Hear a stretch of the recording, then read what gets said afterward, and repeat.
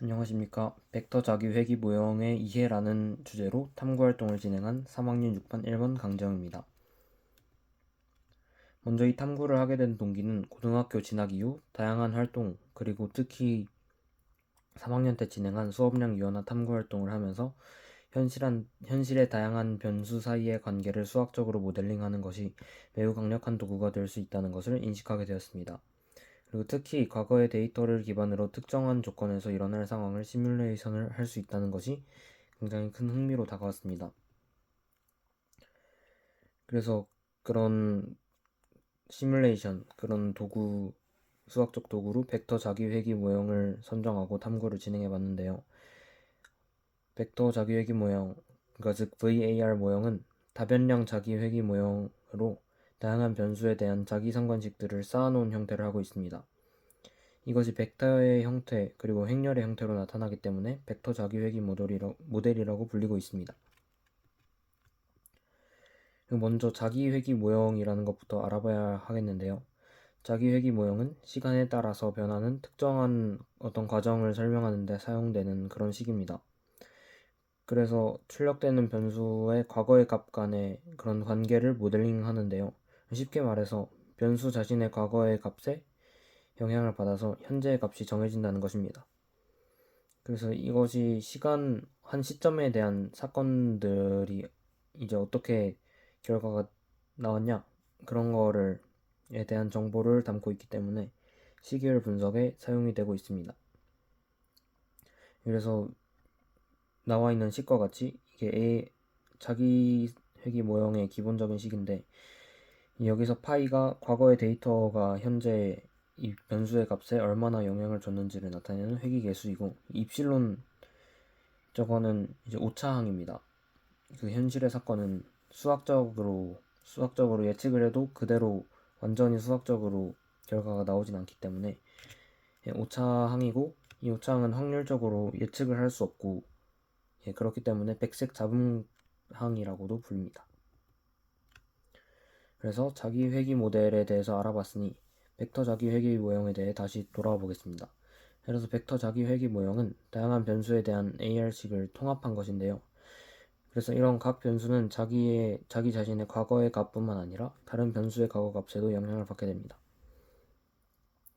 그래서 이 식을 보시면은 t-1 시점에 y 변수의 t-1 시점과 x 변수의 t-1 시점, 이 두 개 다에 이제 현재의 y 변수가 영향을 받는다는 것을 알 수 있고, 이렇게 두 개의 식을 벡터와 행렬의 형태로 이렇게 나타낼 수 있음을 알 수 있습니다.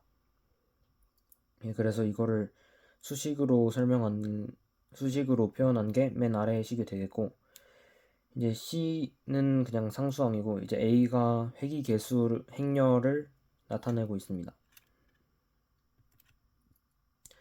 그리고 이 계수 행렬 A를 어떻게 구하냐? 회귀 계수는 이제 실제 결과에 대한 시점에 대해서 생긴 결과에 대한 그거를 이제 그래프로서 표현을 하게 되는데, 이때 그래프와 실제 관측된 값 간의 오차를 최소로 하는 그런 회귀선을 구하는 것이 목적입니다. 그래서 회귀 분석, 특히 이제 x 시점이 여러 개였으므로 다중 회귀 분석에서 구하듯이 최소 제곱법이라는 걸 사용해서 구하게 되는데요. 최소 제곱법은 이제 오차의 제곱의 합이 최소가 되도록 하는 값을 구하는 되도록 하는 회귀선을 구하는 방법입니다. 그래서 VAR식을 이제 행렬과 이제 B는 이제 개수 행렬과 상수 벡터 그거를 합친 행렬이 되겠는데요. n을 곱한 것과 그리고 오차 행렬 이걸 더한 것, 그래서 이렇게 표현을 할 수 있겠는데, 이렇게 표현을 하고 2를 왼쪽에 남겨두고 좌변에 남겨두고 나머지를 우변으로 보내면은 여기서 양변을 제곱하고 이걸 미분해서 극소값을 구함으로써 b에 대해서 미분해서 극소값을 구함으로써 이제 최소가 되는 b 값을 구할 수 있게 됩니다. 이 과정은 다음과 같습니다.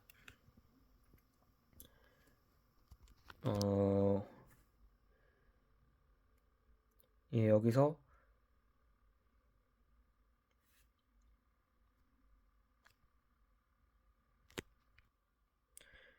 fb를 이제 y-xb, 그러니까 오차의 제곱합이라고 이렇게 표현을 하고, 그리고 이거는 이제 tr, 대각성분의 합을 표현하는 그런 기호인데, 이제 위식과 같이 표현을 할 수 있게 됩니다.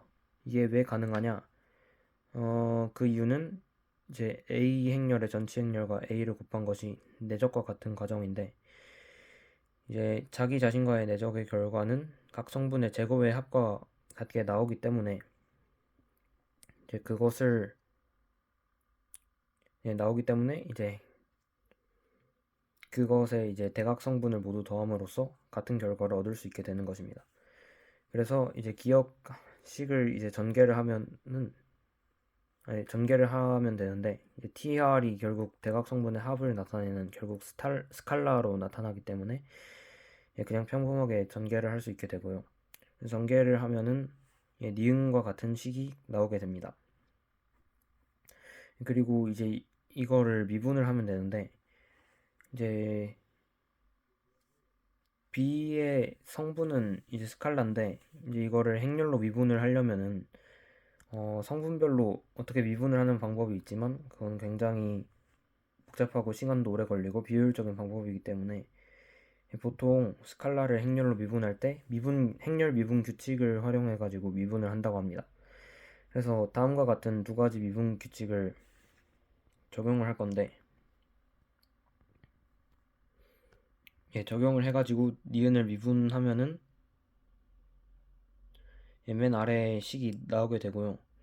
이제 극소일 때는 이 미분한 게 0이 나오는 때이기 때문에 B가 어떨 때 극소인지 이렇게 나오게 됩니다.